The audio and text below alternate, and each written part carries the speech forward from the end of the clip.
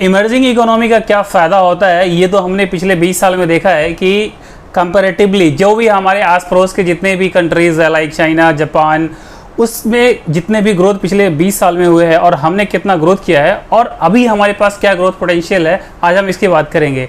देखिए, अगर मैं एक डेटा आपसे शेयर करूं कि $2 ट्रिलियन से $5 ट्रिलियन जिसकी अभी हम बात कर रहे हैं, अभी हम लोग $2.8 ट्रिलियन की इकोनॉमी है और $5 ट्रिलियन की इकोनॉमी हम होंगे, तो हमारे पास क्या as a emerging economy, as a developing country हमारे पास क्या अपॉर्चुनिटी है, इसकी हम बात करते हैं।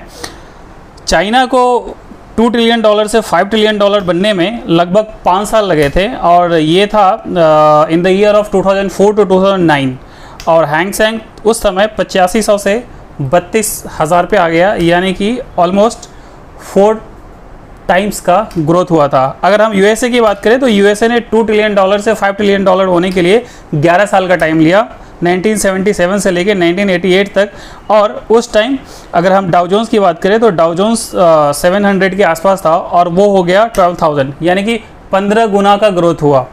अगर हम जापान की बात करें तो जापान $2 ट्रिलियन से $5 ट्रिलियन होने में लगभग इसने 8 साल लिया था और 1978 से 1991 तक, और इसमें इसके इंडेक्स में 2000 लेवल से 37,000 का लेवल आ गया और लगभग 19 गुना रिटर्न मिला। तो आप सोचिए कि सिर्फ $2 ट्रिलियन से $5 ट्रिलियन होने में कितना बड़ा मल्टीप्लिकेशन आपके वेल्थ का हो सकता है। अगर जापान, चाइना, यूएसए में सेम जैसे इकोनॉमी में ग्रोथ हुआ और वहाँ पे जितना आपका वेल्थ बना है, जिन लोगों का इन्वेस्टमेंट वहाँ था उनका वेल्थ बना, वैसे ही सेम अभी हम $2.8 ट्रिलियन पे है। जब हम $5 ट्रिलियन की इकोनॉमी होंगे तो आप सोचिए कि आपको कितना बड़ा अपॉर्चुनिटी मिलेगा। अब क्वेश्चन ये आता है कि देखिए, इसमें कहीं से कोई डाउट नहीं है कि इकोनॉमी को ग्रो होनी है, $5 ट्रिलियन होगी।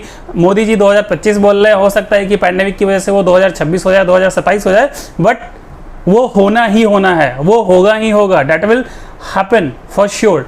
अब क्वेश्चन ये आता है कि प्रॉब्लम कहाँ है, समस्या क्या है? समस्या ये है कि डाउट, आपको ये लगता है कि ये पॉलिटिकल सिचुएशन है, ये इकोनॉमिक सिचुएशन है, ये प्रोडक्शन में प्रॉब्लम है, ये मैन्युफैक्चरिंग में प्रॉब्लम है, ये इकोनॉमिक सिचुएशन है। ऐसा कुछ भी नहीं है, इन चीज़ों को आप भूल जाइए। जैसा कि मैं हमेशा बोलता हूँ कि इकोनॉमी और इन्वेस्टमेंट दोनों अलग अलग चीज़ें हैं, दोनों को मिक्स मत कीजिए और उसमें आप पॉलिटिक्स को मिक्स मत कीजिए। तीन चीज़ों को मिक्स करके कुछ नहीं होगा।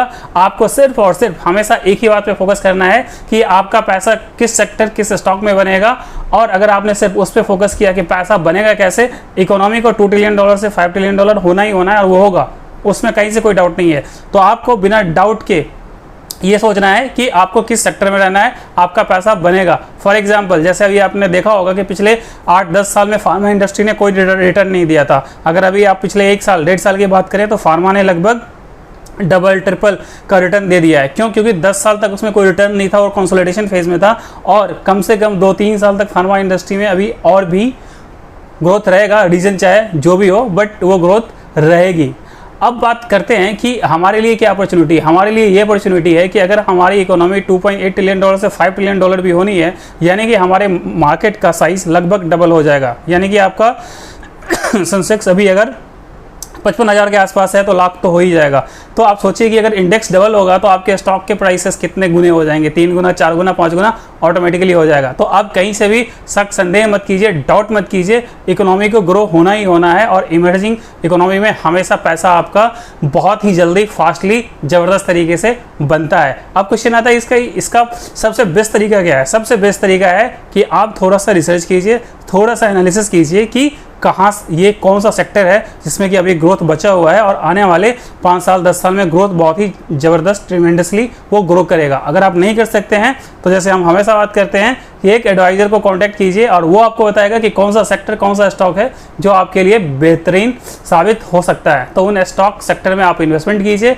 और without any doubt, full conviction के साथ उसमें बने रहिए। आपका पैसा बनना ही बनना है, क्योंकि मैं हमेशा बोलता हूं कि अगर आप प्रोसेस को फॉलो करेंगे, एडवाइज़र का हेल्प लेंगे, प्रोफेशनल का हेल्प लेंगे, तो आपका पैसा बनेगा ही बनेगा, क्योंकि एडवाइस जरूरी है। और 100 करोड़ तो आपका बनना ही बनना है। देखिए, 25 लाख को 25 साल के लिए 25% से आप ग्रो कराते हैं तो आपका 100 करोड़ बन जाता है। अगर हम बात करें पिछले 1 साल 2 साल की बात करें अपने रिकमेंडेशंस की, चाहे हैप्पीएस्ट माइंड हो या CDSL हो, दीपक नाइट्राइट हो, अदानी गैस हो, लॉरस लैब हो, आप देखिए 1 साल में वो 3 गुना 4 गुना 5 गुना हो गया। तो क्या आपका पैसा 25% से आप ओवर द पीरियड आप ग्रो नहीं करा सकते हैं? क्या आपका पैसा 25% से ग्रो नहीं करेगा? 300 टाइम्स 400 टाइम्स एक साल में आप 300 परसेंटेज 400 परसेंटेज एक साल में ग्रो कर रहा है, तो क्या आप 25% से ग्रो नहीं करा सकते हैं? बिल्कुल ग्रो करेगा।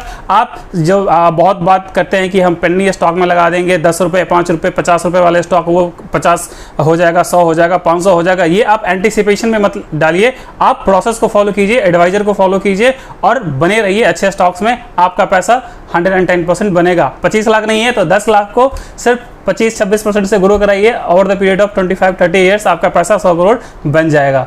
और हमेशा याद रखें कि कभी भी डाउट आपको नहीं करना है, हमेशा किसी एंटिसिपेशन में भी नहीं रहना है, आपको प्रोसेस को फॉलो करना है, एडवाइजर के साथ रहना है, आपका पैसा जरूर बनेगा। और ऐसे ही ट्रेमेंडसली सक्सेसफुल रिकमेंडेशंस वाले वीडियो को बार बार देखने के लिए हमारे चैनल फिलएंजल को सब्सक्राइब कीजिए और इस वीडियो को सब्सक्राइब कीजिए, इस चैनल को सब्सक्राइब कीजिए और इसको शेयर जरूर कीजिए। आपका बहुत बहुत धन्यवाद। Thank you.